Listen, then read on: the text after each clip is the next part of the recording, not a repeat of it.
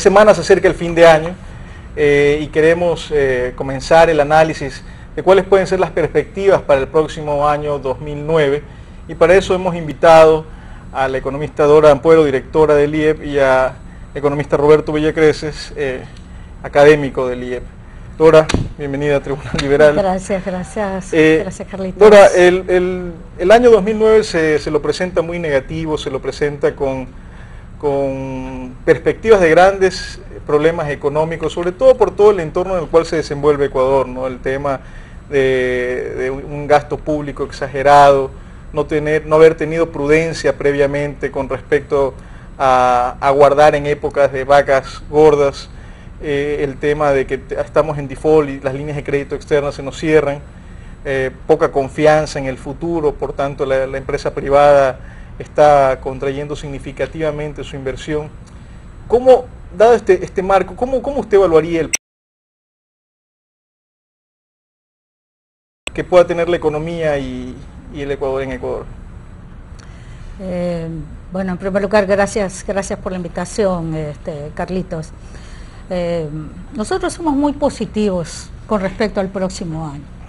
A pesar de todas las circunstancias que usted ha indicado, y quizás por esas circunstancias, es cuando los ecuatorianos debemos pensar que se nos viene una gran oportunidad. Y esta gran oportunidad precisamente está dada por nosotros mismos, volver a la actividad privada, recobrar nuestra facultad de elegir.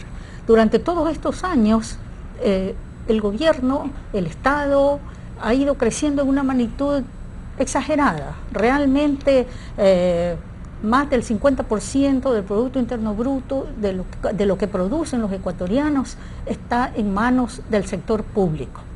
Entonces, ya lo dijo hace muchos años Adam Smith, hay un Estado propio o un Estado impropio. El Estado propio es cuando son los ciudadanos los que tienen la riqueza. El Estado impropio es cuando el Estado, el gobierno, tiene la riqueza.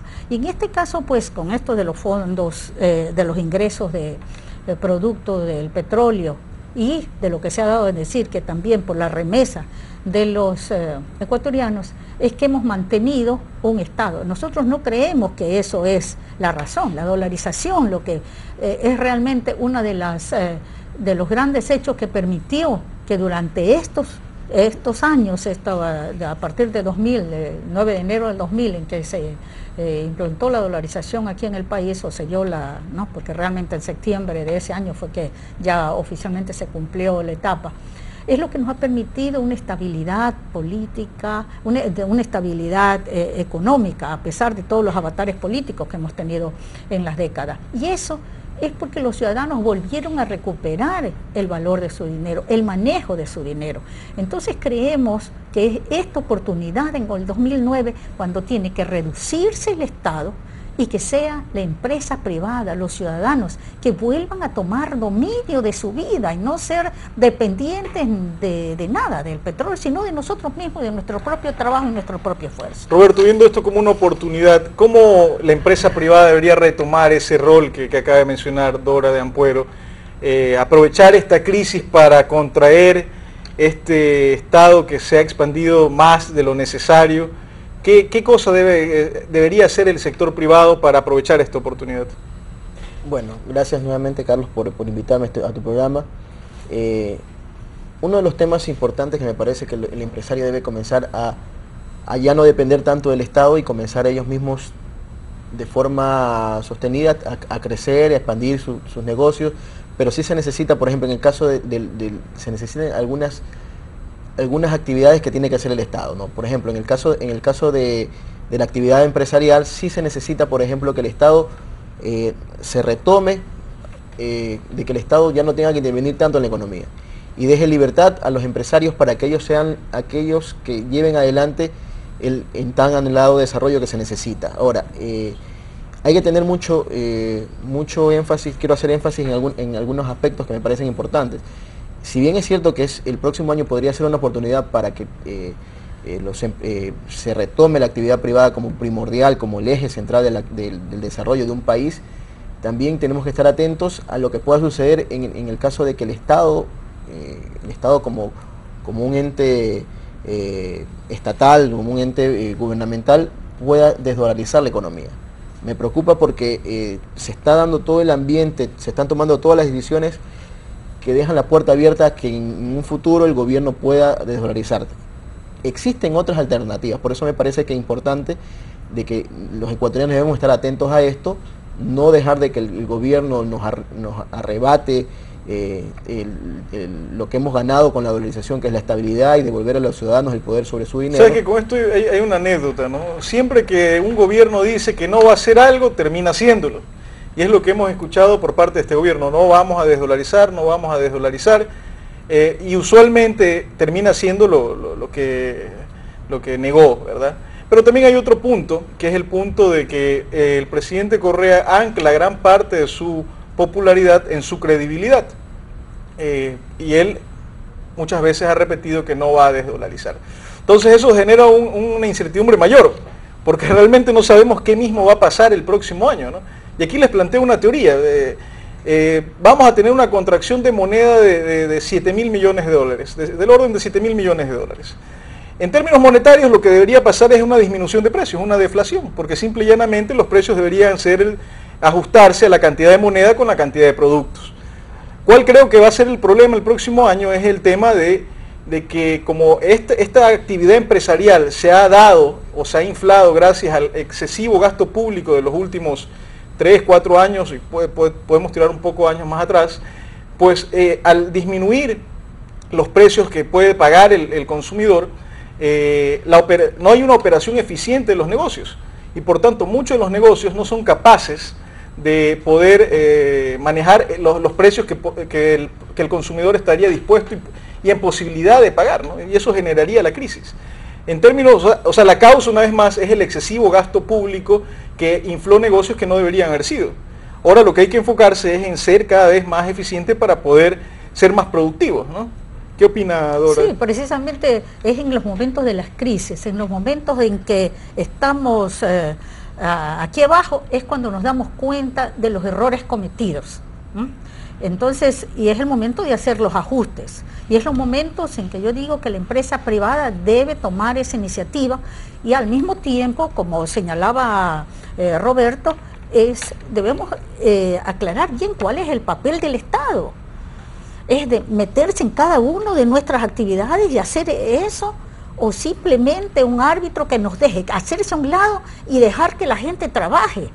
Porque ¿qué pasa con esta gran burocracia que hemos mantenido todos estos años, con este exceso de gasto público, con todos estos subsidios, con todas estas cosas que se han dado por más cuestiones políticas, porque sabemos cuál es el efecto de los subsidios y cuál es el efecto de tener tanta gente trabajando en el gobierno?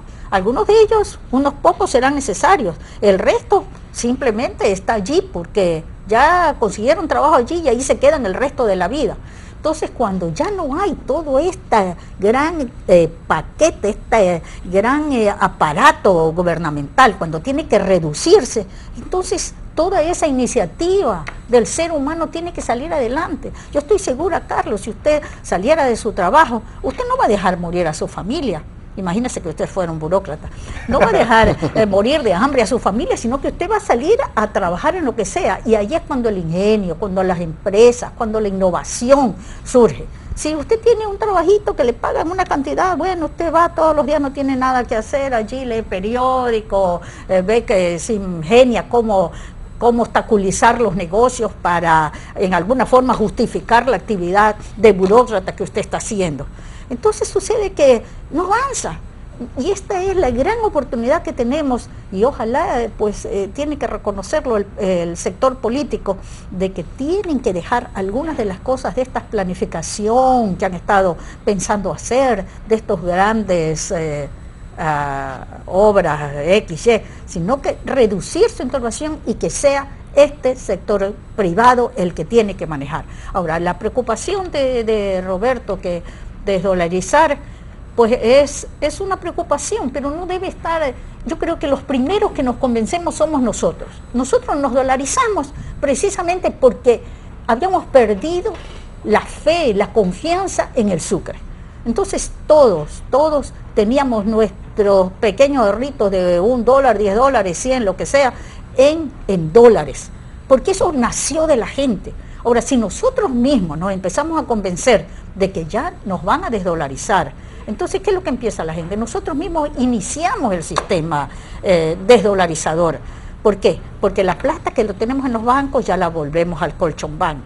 Hay muchas de estas. Entonces, este pánico es muy peligroso y es muy difícil porque la gente mismo empieza a hacer las cosas que contribuyen a que eso suceda.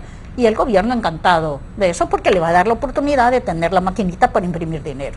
Roberto, ¿qué opinas de lo que nos acaba de decir Dora en el bloque anterior, ¿no? Todo este efecto medio círculo vicioso de que uno mismo genera el pánico y las perspectivas, y prácticamente estamos apoyando a un gobierno que posiblemente quisiera desdolarizar.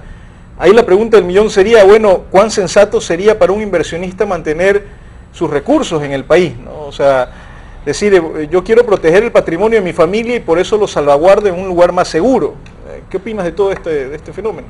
Bueno, indiscutiblemente nosotros debemos ser los primeros en apoyar el sistema de la dolarización por todos los beneficios que nos ha traído. En el caso de los empresarios, la estabilidad monetaria que ha servido para realizar un sinnúmero de negocios, hacer proyecciones de largo plazo, etcétera.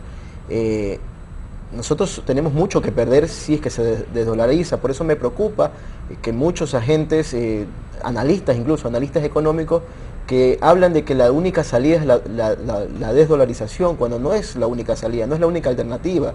El gobierno, lo que deberíamos pensar es justamente, el 2009 debería ser el año donde replanteemos el rol del Estado. Ya el Estado no debe ser el Estado gastador, el Estado tan grande, tan obeso, que ha sido a lo largo de los últimos años, sino que debe ser un Estado que se dedique a las tareas básicas. ¿Por dónde debería ser la presión? Porque obviamente el gobierno del presidente Correa no va a entender esta situación o no lo quiere entender y simple y llanamente te dice, él tiene su propio modelo. ¿Por dónde debe nacer esta presión que mencionas? O sea, el tema de hacer ese cambio, ¿no? De tomar conciencia que el Estado debe ser limitado y que los países que se han desarrollado en la historia de la humanidad son los países que se han abierto al mundo, que tienen un Estado de Derecho, que tienen cortes de justicia que no se ponen a dedo, sino que son a través de un proceso legal, reglamentado durante muchos años. Es decir, esto que en el mundo está completamente ya probado, aquí pareciese que no fuese tan evidente, ¿no? Porque la gente igual sigue votando o sigue manteniendo niveles de popularidad alto el presidente Correa. Entonces, ¿por dónde sería la presión, ¿no? ¿Cómo debería ejercer la presión contra el gobierno? Decirle, a ver, señores, por favor, recobremos la sensatez, ¿no? Bueno, el 2009 es un año electoral, ¿no? Estamos a la puerta de una elección y los ciudadanos que sabemos que en estos últimos 2 años no se ha caminado en el rumbo que tú nos has señalado, que yo también considero que es el adecuado, Estado de Derecho, un gobierno no tan interventor, un gobierno que deje más bien hacer a los empresarios, dejen que los negocios y las decisiones empresariales fluyan, y no se ha visto esto, ¿no? En los últimos 2 años vemos que definitivamente el gobierno no dejó de actuar de forma con un sentido común por medio en los aspectos económicos y más bien se ha dedicado a los aspectos políticos. Y nosotros sabemos que nosotros necesitamos un buen sistema económico que nos garantice prosperidad y bienestar a los ciudadanos. Entonces, una de las formas es que en las próximas elecciones tratar de que los ciudadanos motiven una conducta en los políticos, en la gente que va a salir en las elecciones, promover políticas de libre mercado, políticas de apertura, que son las que se necesitan, apertura comercial, reducción de impuestos, que es lo que alivia la economía para poder paliar estos momentos de crisis. Dora, mucho se habla que hay un problema cuando se habla que hay un problema de liquidez o de ingresos por parte del Estado del petróleo, yo digo, pero a ver, pues, el Estado lo que hace es gastar y gasta mal, ineficiente. Yo digo, esto que afecta el conjunto de la economía, de que los ingresos petroleros disminuyan para el Estado, tiene un efecto, obviamente, porque el Estado, a través de su gasto público, impulsa ciertos sectores específicos de la economía. Pero ¿acaso nos olvidamos del sector privado, que es el real motor de una economía sana? ¿Cuán cierto es esto de que esta contracción de ingresos por parte del Estado afecta a la economía real en todos los sectores de la economía, ¿no? Bueno, lo que pasa es que la acción del gobierno, estos ingresos distorsiona realmente la actividad económica, cuando ellos, porque no tienen la información. Ese es un tema que cuántas veces lo hemos discutido aquí. El grupo de gente que está allá arriba, sentado, dirigiendo, planificando, no tiene la información que tenemos los millones de ciudadanos de cuáles son realmente nuestras necesidades, nuestros consumos, nuestras preferencias. Eso solo está en manos de los pequeños, innumerables empresarios, de la gente, de usted y yo. Cada uno de nosotros tenemos nuestras preferencias distintas. Entonces, cuando el Estado tiene esa cantidad de dinero y lo distribuye a ciertas áreas, distorsiona todo el resto. Cuando ya no lo tiene, y en este caso, ese es el estado impropio de que nos hablaba Smith. Entonces, el estado propio es cuando la gente trabaja, cuando la gente obtiene los frutos de su trabajo. A eso es donde debemos llegar, pero para eso el Estado, y como lo mencionó, hay que definir realmente su rol. Estamos en un callejón sin salida, Dora, en ese sentido, porque muchos analistas igual presentan estas posiciones y lo sabemos, realmente estas posiciones de apertura son las que generan, pero sin embargo parece que hay oídos sordos. Pareciese que Ecuador está en un callejón sin salida. ¿Usted qué opina? No, yo creo que usted tiene razón en eso, pero también creo que debemos educar y capacitar a nuestros conciudadanos que tienen que estar bien informados antes de votar. Vamos a tener unas elecciones, estamos a puertas de unas nuevas elecciones. Bueno, por favor, meditemos qué es lo que vamos a hacer. Hasta ahora el presidente se ha mantenido con un 60% más o menos de credibilidad, de confianza, de apoyo. Bueno, si ellos quieren realmente, si el gobierno quiere poner al Ecuador en la ruta de desarrollo, nomás le queda mirar alrededor cuáles son los países que han desarrollado, que han crecido. No solo estas cuestiones políticas de meternos con Chávez, a Irán, con estos países que no salen, son los países que están en la última rueda del coche. Y nosotros, ¿por qué no podemos hacerlo? No somos menos que ninguno de ellos, pero necesitamos estas aperturas, necesitamos, como decía Roberto, bajar los tributos. No es que escuchábamos hace unos días porque si fuese solo gasto sí, público en los 2 últimos años hemos gastado más de 30.000 millones de dólares y la economía yo realmente no la siento bollante, tiene crecimientos de la economía del 2%, claro, mientras que nuestros vecinos del 7, 8 y 9%. Y ellos, ¿no? Exacto, no es el tema de la devaluación, que dicen que no tenemos política monetaria, que no tenemos poder discrecional de manejar nuestra política monetaria y que por eso debemos de desdolarizar para que puedan ellos manejar nuestro dinero y devaluar como otros países están devaluando. Cuando devalúan, los que pierden son los ciudadanos, pierde su poder de compra. Eso es lo que tenemos que estar bien claros los ecuatorianos. Entonces no es, si hemos devaluado nosotros durante tantos años, tantas veces, y no nos ha puesto en mejores condiciones. Entonces no es a través de la devaluación ni de la inflación que nosotros vamos a estar mejores. Un mejor estándar de vida de los ciudadanos lo tienen a través de su trabajo, de la actividad privada, del empleo, y eso es lo único que va a reducir la pobreza, que finalmente es lo que todos queremos. Roberto, al final parece que puede que nos olvidemos de cuáles son al menos los que tienen hoy 16 años, que tienen edad de votar, cuando se dolarizó la economía, nunca vivieron la crisis, tenían 8 años o menos, nunca se vivió la crisis del 2000, ¿no? Nunca vivieron la crisis con empresas cerrando, el caos, inflación elevada, tasas de interés sumamente elevadas. Realmente no vivieron esas crisis y capaz no entiendan todos los problemas que genera una política monetaria en manos de gente irresponsable, ¿no? De gente que devalúa y que cree que la devaluación es una herramienta de equilibrio de los mercados, poniéndolo en el argot keynesiano, ¿no? ¿Qué mensaje le podrías dar a estos jóvenes? Bueno, simplemente tratar de buscar en la literatura, en la historia y en las realidades que vemos en la actualidad sobre cuáles son los países que han progresado. Los países que tienen altos niveles de crecimiento son aquellos países que tienen estabilidad monetaria. Y una estabilidad monetaria que nosotros lamentablemente en Sucre no la tuvimos porque simplemente es tremendamente peligroso dejarle a los políticos el manejo de la moneda. Es como dejarle al coyote cuidando a las gallinas, ¿no? Entonces es tremendamente difícil. Por las tentaciones, por todo lo que conlleva. Entonces, lo mejor que pudimos haber hecho es aislar a los políticos del manejo de nuestra moneda, y eso es lo que hemos conseguido con la dolarización. O sea, y para muestra vemos como países como Venezuela, que tienen porque son países con los cuales se habla de tener una moneda regional, países como Venezuela, como Bolivia, tienen altos niveles de inflación y bajos niveles de crecimiento a pesar de todo el dinero que recaudan a través del petróleo, a través del gas, en el caso de Bolivia, a través del metal. O sea, la estabilidad que se puede conseguir gracias a la organización, mantenerla, ese es mi mensaje final y tratar de ver las mejores formas para promover políticas de apertura. Amigos televidentes, yo creo que la falta de prudencia en el manejo de los ingresos petroleros de los últimos 2 años nos va a ocasionar serios problemas de liquidez para el año 2009. Asimismo, la falta de responsabilidad en el gasto público va a generar una contracción significativa en varios sectores de la economía. Pero hay que tener algo muy claro, para siguiendo la línea optimista de Dora Dampuero, es que Ecuador sí es posible tener en Ecuador un país desarrollado, sí es posible lograr un Ecuador mejor para todos, sí es posible un Ecuador sin pobreza, lo han logrado muchos países.